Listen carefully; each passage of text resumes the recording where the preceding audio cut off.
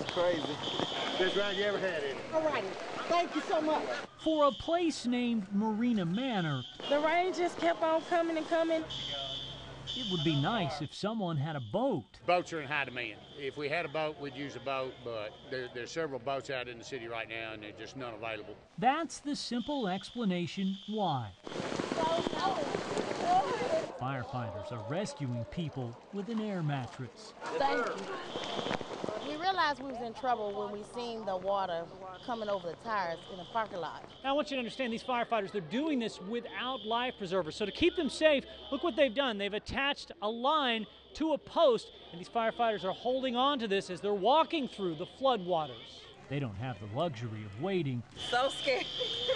Feel like we was in New Orleans. Considering some of the 48 rescued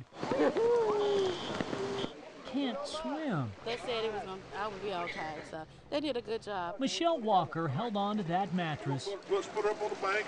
with her life. Take it the baby, take it the baby. While Chastity Brasher held on to something even more precious. Scary because he wouldn't be still. The rescue takes more than 2 hours. And the last one out is leaving the lot behind.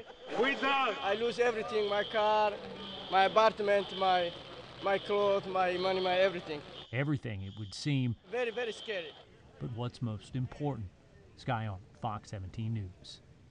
We have live team coverage tonight, beginning with Fox 17 Sky Arnold, who is live in Metro Center at an Exxon station. What's the scene there, Sky? Well, Scott, things were really, honestly, so out of control a little earlier. They're resorting to some unusual methods to keep things in order, including using these things. Now, here's what we mean. Notice all the cars lined up behind us. Well, they're lined up because they're only letting them in a couple at a time. The reason for that, they want to make sure they don't have the same problems they had earlier today here. Too many people packing the pumps. That story is first on Fox tonight.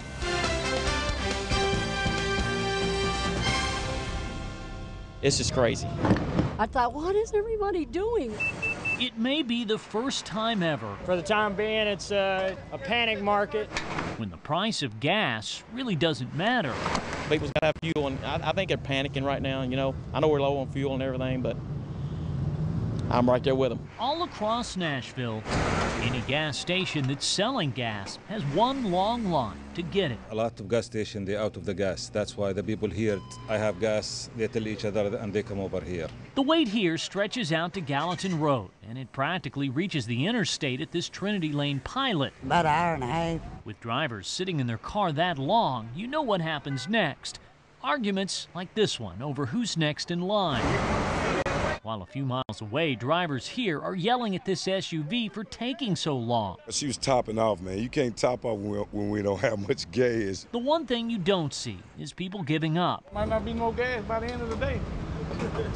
So I'm trying to get all I can get. Drivers are sticking it out in line regardless of the wait or the danger. That means out. Just ask Timothy Calvo about that. He ran out of gas waiting in line after hauling food for charity. I kept telling my partner here, we got to get gas, we got to get gas. Well, he turned around and told me, so well, God's going to make it to the filling station for us, and we made it to the filling station, so you got to watch what you ask for. Now, police tell us at last report they hadn't had any reports of any violence because of these long lines, although I can tell you a number of stations, including this one, are adding security just in case. Scott? Sky, neat story involving those two guys from the charity. Glad they made it. Any other big cities around the region seeing problems like we are? Well, we did a little checking. What we found is that as far as Tennessee, at least, Memphis, Knoxville, Chattanooga, they're not having any problems. Atlanta is seeing some fuel shortage trouble, but nothing like what we're seeing here. Sky Arnold live in Metro Center. Sky, thank you.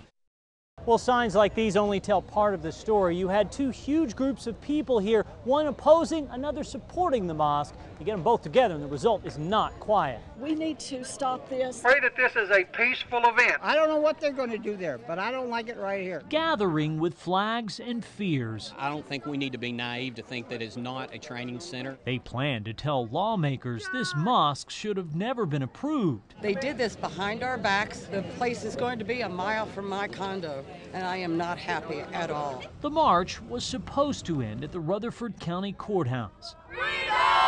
But someone was waiting. All of us on this side, anyway, are standing for the freedom of religion and freedom of rights and First Amendment. Another big group supporting the mosque.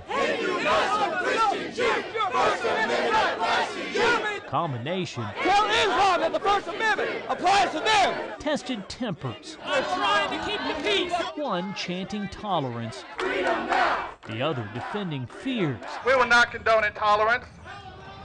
Those of you who use these terms need to look up the words. But the anger didn't become violent, I didn't say to hate them. I'm just saying we don't need them here. even though these sides have never been farther apart. It's hard to take when people aren't accepting, but it takes time, and fear is a hard thing to overcome. Now, regardless of how loud the protest is, the Rutherford County mayor tells me there are no plans to revisit the decision approving the mosque. In Murfreesboro, Sky Arnold, Fox 17 News.